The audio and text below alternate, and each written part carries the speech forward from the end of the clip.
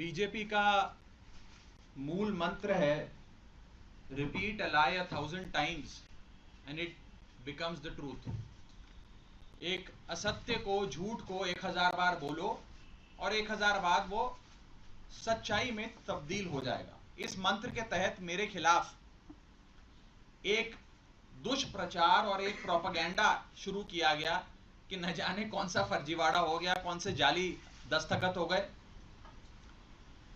और इसी के चलते मुझे आज आपके सामने आना पड़ा दूध का दूध और पानी का पानी करने के लिए। अमूमन यह देखा जाता है जब भी किसी सदस्य के खिलाफ विशेषाधिकार समिति कोई कार्रवाई शुरू करती है, यानी कि कमिटी ऑफ प्रिविलेजेस कोई प्रोसीडिंग शुरू करती है, तो वो शख्स उस पर कोई सार्वजनिक बयान नहीं देता, कोई पब्लिक स्टेटमेंट नहीं देता है। लेकिन मेरे को मजबूरन आज भारतीय जनता पार्टी के झूठ का पर्दाफाश करने के लिए आपके सामने आना पड़ा, क्योंकि इतना दुष्प्रचार ये लोग कर रहे हैं। लेकिन मैं आज भी अपने बयान में ना कमिटी ऑफ प्रिविलेजेस के बारे में, ना ऑनरेबल चेयर के बारे में कोई भी बयान दूंगा।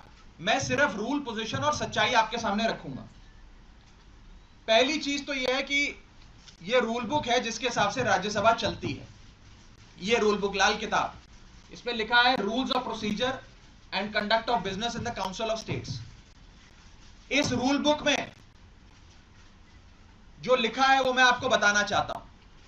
यह रूल बुक कहती है कि किसी भी समिति के, सिलेक्ट कमिटी के गठन के लिए आप नाम प्रस्तावित करते हैं, कोई भी सांसद नाम प्रस्तावित कर सकता है, और जिस मेंबर का नाम प्रपोज किया जाता है, प्रस्तावित किया जाता है, उस मेंबर का ना साइन चाहिए, ना उस मेंबर का सिग्नेचर चाहिए, ना उस मेंबर का रिटन कंसेंट चाहिए।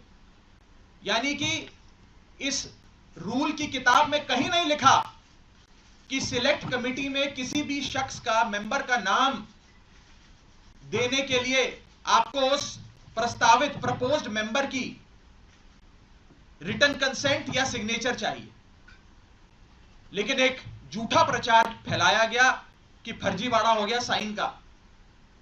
मैं आपको आगे बताना चाहता हूं कि जब भी सिलेक्ट कमिटी के गठन के लिए नाम प्रस्तावित किए जाते हैं तो ना सिग्नेचर लिए जाते हैं, ना सिग्नेचर जमा किए जाते हैं, ना सिग्नेचर की जरूरत होती है। No signatures are required, no signatures are taken and no signatures are submitted. तो जब किसी का हस्ताक्षर लिया ही नहीं, जब कोई हस्ताक्षर जमा किया ही नहीं, तो यह फर्जी साइन का जो एक अफवाह फैलाई जा रही है, यह सरासर गलत, झूठ और बेबुनियाद है। और यह मैं कानून की पोजीशन के हिसाब से बता रहा हूं। और मैं आज इस मंच से बीजेपी के नेताओं को चुनौती देता हूं कि वो कागज लेकर आए मेरे सामने, show me that piece of paper जिसपे ये दस्तखत है। जब कोई दस्तखत है ही नहीं, जब सिग्नेचर होता ही नहीं, तो फर्जी सिग्नेचर की बात कहां से आ गई? मैं चुनौती देता हूं आज बीजेपी को। आप तो इतनी बड़ी पार्टी है, इतनी शक्तिशाली, इतनी ताकतवर सरकार है आपकी, वो कागज दिखाओ मुझे जहां पर हस्ताक्षर है। चुनौती देता हूं मैं आपको। अगर आप कह रहे हैं मैंने कोई कागज जमा किया है जिसमें गलत तरीके से किसी के साइन किए गए हैं, तो वो कागज लेकर आओ। मैं आपको चुनौती देता हूं आज। साथियों, मैं आपको आगे बताना चाहूंगा कि बीजेपी के अज्ञान का, उनके इग्नोरेंस का तो मेरे पास कोई इलाज नहीं है। लेकिन प्रोसेस ये होता है कि जब भी कोई विवादित, कंट्रोवर्शियल बिल सदन के भीतर आता है, तो एक समिति गठन की एक प्रक्रिया बताई गई है कि अगर कोई मेंबर चाहे कि इस बिल पर मतदान ना हो, इस बिल पर और चर्चा हो और इस बिल में क्या चेंजेस किए जाएं वो बताए जाएं, उसके लिए एक समिति का गठन किया जाता है। उस समिति में कुछ नाम प्रस्तावित किए जाते हैं, और जिस शख्स को उस समिति में नहीं रहना, वो अपना नाम विड्रॉ कर लेता है। ये प्रपोजल है, ये प्रस्ताव है, किसी को जर जबरदस्ती नहीं बिठा दिया। मैं आपको एक बहुत सरल एग्जाम्पल के माध्यम से ये समझाना चाहूंगा और आप सब वो मेरी बात समझ जाए। मान लीजिए कि मेरा जन्मदिन, मैं अपनी जन्मदिन की दावत देता हूं, एक बर्थडे पार्टी आयोजित करता हूं। अपनी बर्थडे पार्टी में मैं 10 लोगों को न्योता देता हूं आने के लिए। 10 में से 8 लोग मेरा न्योता स्वीकार लेते हैं, आ जाते हैं। दो लोग मेरा न्योता नहीं स्वीकारते, उल्टा मुझे कहते हैं तुम्हारी हिम्मत कैसे हुई हमें न्योता देने की, तुम कैसे, तुम्हारी हिम्मत कैसे हो गई, मजाल कैसे होगी कि तुमने हमें अपने जन्मदिन का न्योता दे दिया। ये वही बात है, मैंने तो समिति में शामिल करने के लिए न्योता दिया, कोई हस्ताक्षर थोड़ी दिया। लेकिन वो दो लोग मुझसे खफा हो गए। मैं आपको दूसरे तरीके से समझाने का प्रयास करता हूं। आज इस प्रेस कॉन्फ्रेंस में इतने सारे पत्रकार आए हैं, मैंने अपनी पार्टी को 10 पत्रकारों का नाम प्रस्तावित किया कि इन 10 पत्रकारों को आप आज की प्रेस कॉन्फ्रेंस में बुला लीजिएगा, मैं मीडिया से संवाद करना चाहता हूं। 10 में से 8 पत्रकार आ गए, 2 पत्रकार नहीं आए, और जो 2 पत्रकार नहीं आए वो कहते हैं इनकी हिम्मत कैसे हुई हमें न्योता देने का प्रेस कॉन्फ्रेंस का। 2 पत्रकार नाराज हो गए। ये साफ तौर पे इस समस्या का एक सरल सा एग्जाम्पल है। मैं ये बात रखना चाहता हूं कि जो मेरे खिलाफ कंप्लेंट्स दर्ज हुई, जिस मामले को कमिटी ऑफ प्रिविलेजेस को रेफर करा गया, उसका ये पार्लियामेंट्री बुलेटिन है, सरकारी डॉक्यूमेंट है। मैं आज बहुत सबूत लाया हूं दिखाने के लिए आप सबको, ताकि दूध का दूध और पानी का पानी हो जाए। ये पार्लियामेंट्री बुलेटिन है जिसके तहत मेरे खिलाफ जो कंप्लेंट्स आई उसे विशेषाधिकार समिति को विचार के लिए भेजा गया। इस पूरी पार्लियामेंट्री बुलेटिन में कहीं भी फर्जीवाड़ा, फोर्जरी, फोर्ज्ड, साइन, सिग्नेचर, हस्ताक्षर, किसी भी शब्द का प्रयोग नहीं किया गया। सिर्फ इतना बोला गया कि इसकी जांच करके बताइए। अगर कोई फोर्जरी होती, कोई फर्जीवाड़ा होता, सिग्नेचर शब्द का प्रयोग तो कम से कम किया गया होता इस पार्लियामेंट्री बुलेटिन में। यह सरकारी दस्तावेज है राज्यसभा सेक्रेटेरिएट का, इसमें भी कहीं जिक्र नहीं किया गया। इसलिए नहीं किया गया क्योंकि जब साइन है ही नहीं तो साइन आएंगे कहां से। लेकिन भारतीय जनता पार्टी के झूठ का मुकाबला करना आसान नहीं है, इसलिए आज आपके सामने आकर यह बात रखनी पड़ी। और जहां तक विशेषाधिकार समिति का प्रोसीडिंग्स का मामला है, प्रिविलेज कमेटी का मामला है, इस देश के कई बड़े नेताओं के खिलाफ कमिटी ऑफ प्रिविलेजेस ने प्रोसीडिंग्स शुरू करी, कार्रवाइयां करी, जिसमें स्वर्गीय अटल बिहारी वाजपेयी जी हैं, जिसमें स्वर्गीय इंदिरा गांधी जी का नाम आता है, मनमोहन सिंह जी का नाम आता है, मोरारजी देसाई जी का नाम आता है, सुषमा स्वराज जी का नाम आता है, अरुण जेटली जी का नाम आता है। उस श्रेणी के अंदर अगर हमें भी शामिल किया गया तो कोई बात नहीं है, मजबूती से अपना जवाब विशेषाधिकार समिति के सामने, कमेटी ऑफ प्रिविलेजेस के सामने देंगे। मैं शहीद आजम भगत सिंह की धरती से आता हूं और पूरी न्याय की लड़ाई लड़ूंगा, और मेरा विश्वास है कि कमेटी ऑफ प्रिविलेजेस अंत में दूध का दूध और पानी का पानी कर न्याय अवश्य करेगी। यह बात थी कि क्या हुआ। अब मैं आपको संक्षेप में यह बताना चाहता हूं, यह हुआ क्यों, यह विवाद कहां से खड़ा हुआ, यह क्यों इतनी अफवाह फैली।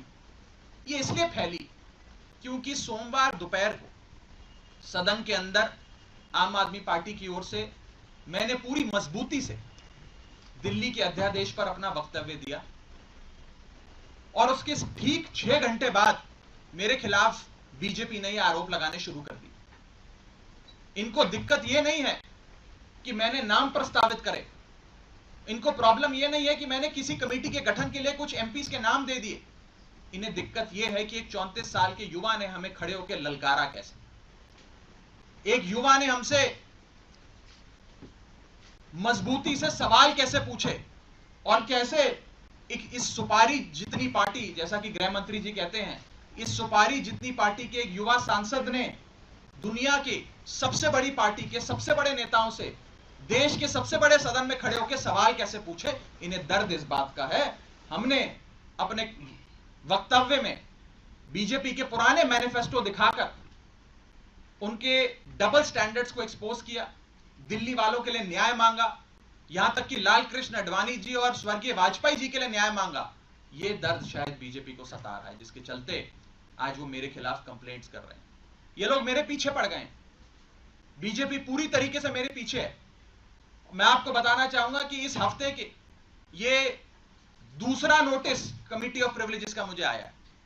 It is the second time कि मुझे किसी विषय में कमिटी ऑफ प्रिविलेजेस ने नोटिस दिया हो एक ही हफ्ते में। शायद ही इतिहास में कभी आज से पहले ऐसा हुआ हो।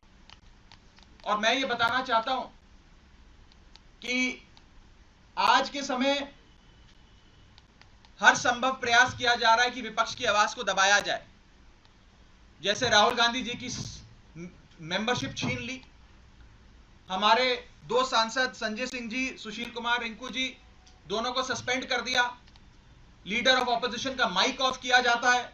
अगर कोई विपक्ष का साथी खड़े होकर अपनी बात रखता है तो सदन के अंदर खड़े मंत्री उन्हें धमकी देते हैं कि तुम्हारे घर इन्फोर्समेंट डायरेक्टरेट आ जाएगी, सीबीआई आ जाएगी, बैठ जाओ चुप करके। इस प्रकार से एक अघोषित आपातकाल लगाने का प्रयास बीजेपी इस देश में कर रही है, और उनका यही मकसद होगा शायद कि मेरी आवाज को भी दबाया जाए। लेकिन मैं कहना चाहता हूं कि ये युवा आवाज है, अरविंद केजरीवाल की एक सिपाही की आवाज है, ये आवाज दबने वाली नहीं है।